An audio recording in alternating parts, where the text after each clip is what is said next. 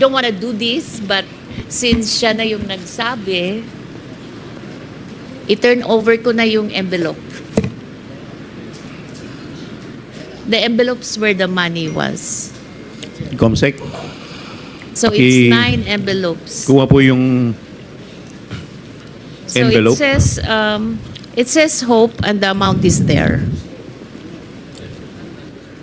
Kasi ang sakit naman nun, ordinaryo lang akong trabahante tapos inano ka ng vice president, di ba? It's very painful. Ma'am, ilang taon na po kayo? I hope you don't mind.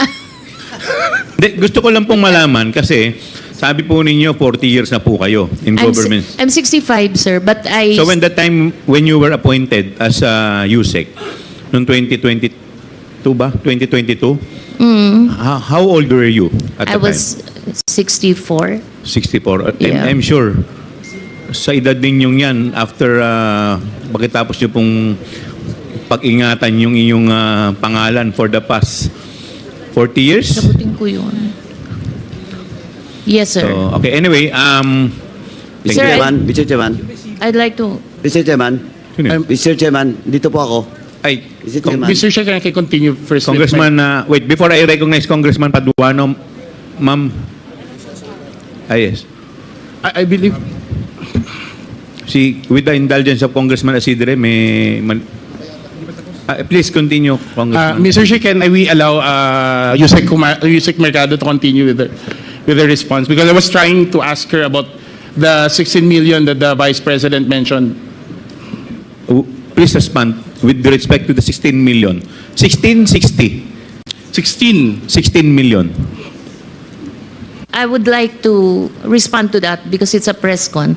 When I was called for by Yusek Sulaika, he said, Yusek Mercado, you have to go because one, you have a teacher in your staff. But I explained to them that the teacher was a contract of services when I joined DepEd.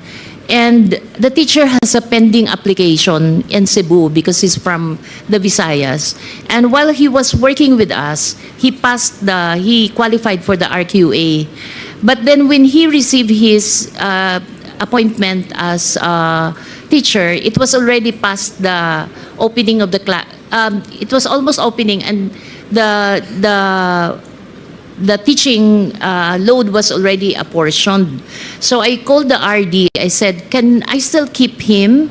Because he was working on the special hardship allowance, which was a program that BP Sara also wanted to improve because there's a new hardship allowance, and we were just able to reduce the hardship threshold from 0.37 to 0.33.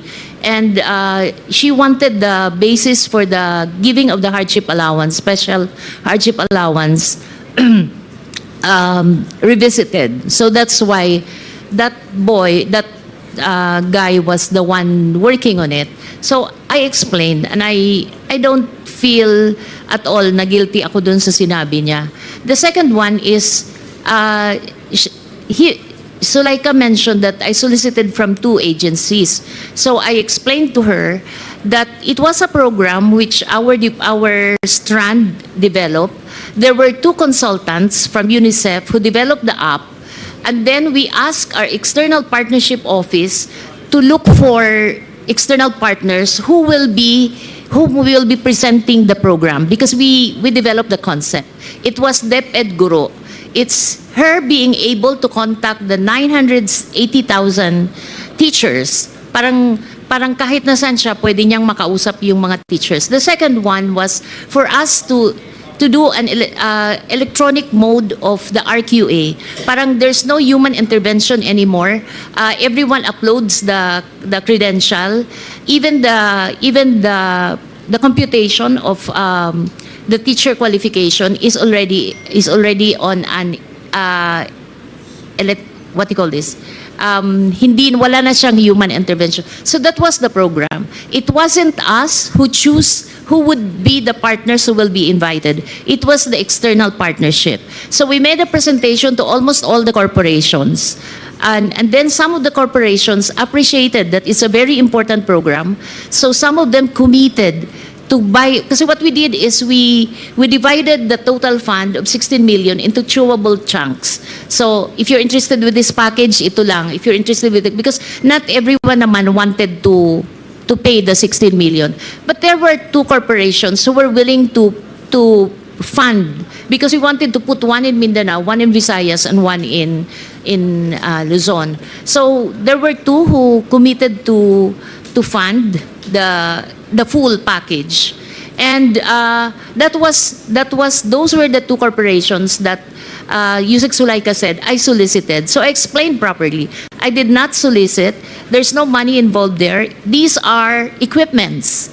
Walang cash po doon. Equipment siya na ito turn over sa DepEd. So I feel very sad that up until now, the BP has not been appraised, as I explained it to her people, that we did not solicit. In fact, the two corporations are willing to give an affidavit that I have no solicitation from them of 16 million. So to reiterate, Mr. Chair, Yusek, first, this was a sanctioned DepEd project. It's a DepEd project. Second, yes. you did not do the solicitation yourself. It was managed by the External Partnerships Office. Third, no cash donation was ever made. Equipments Was given to the department. So none of this, what allegations that the Vice President's making against you is true. Yes, sir. Yes, Mr. Chair. And that makes it very sad because she's saying it now. Ibig sabihin, her people did not explain to her. At least I know